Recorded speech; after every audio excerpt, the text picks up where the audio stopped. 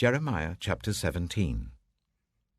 Judah's sin is engraved with an iron tool, inscribed with a flint point on the tablets of their hearts and on the horns of their altars. Even their children remember their altars and Asherah poles beside the spreading trees and on the high hills. My mountain in the land, and your wealth and all your treasures I will give away as plunder, together with your high places, because of sin throughout your country. Through your own fault you will lose the inheritance I gave you. I will enslave you to your enemies in a land you do not know. For you have kindled my anger, and it will burn forever. This is what the Lord says. Cursed is the one who trusts in man, who draws strength from mere flesh, and whose heart turns away from the Lord. That person will be like a bush in the wastelands. They will not see prosperity when it comes. They will dwell in the parched places of the desert, in a salt land where no one lives. But blessed is the one who trusts in the Lord, whose confidence is in him. They will be like a tree planted by the water that sends out its roots by the stream. It does not fear when heat comes. Its leaves are always green. It has no worries in a year of drought, and never fails to bear fruit. The heart is deceitful above all things and beyond cure. Who can understand it? I, the Lord, search the heart and examine the mind, to reward each person according to their conduct, according to what their deeds deserve. Like a partridge that hatches eggs it did not lay, are those who gain riches by unjust means.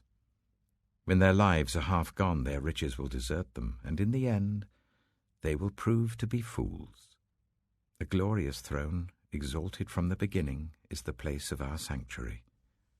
Lord, you are the hope of Israel.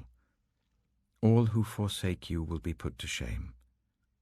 Those who turn away from you will be written in the dust, because they have forsaken the Lord, the spring of living water.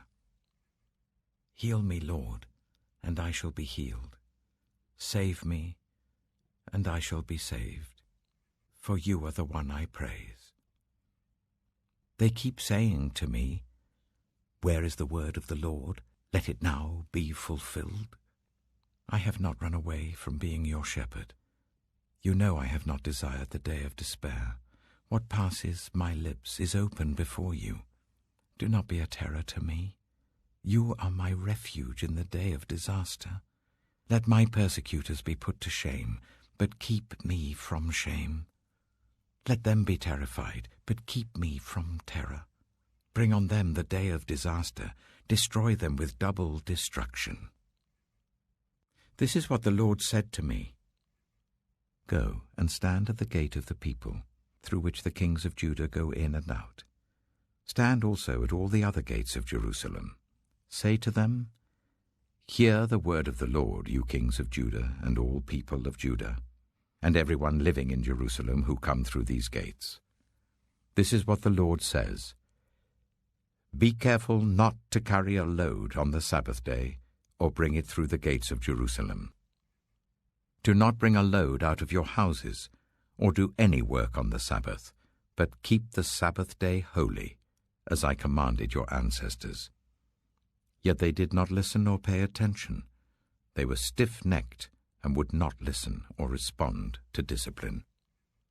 But if you are careful to obey me, declares the Lord, and bring no load through the gates of this city on the Sabbath, but keep the Sabbath day holy by not doing any work on it, then kings who sit on David's throne will come through the gates of this city with their officials. They and their officials will come riding in chariots and on horses, accompanied by the men of Judah and those living in Jerusalem, and this city will be inhabited forever. People will come from the towns of Judah and the villages around Jerusalem, from the territory of Benjamin and the western foothills, from the hill country and the Negev, bringing burnt offerings and sacrifices, grain offerings and incense, and bringing thank offerings to the house of the Lord. But if you do not obey me, to keep the Sabbath day holy, by not carrying any load as you come through the gates of Jerusalem on the Sabbath day, then I will kindle an unquenchable fire in the gates of Jerusalem, that will consume her fortresses.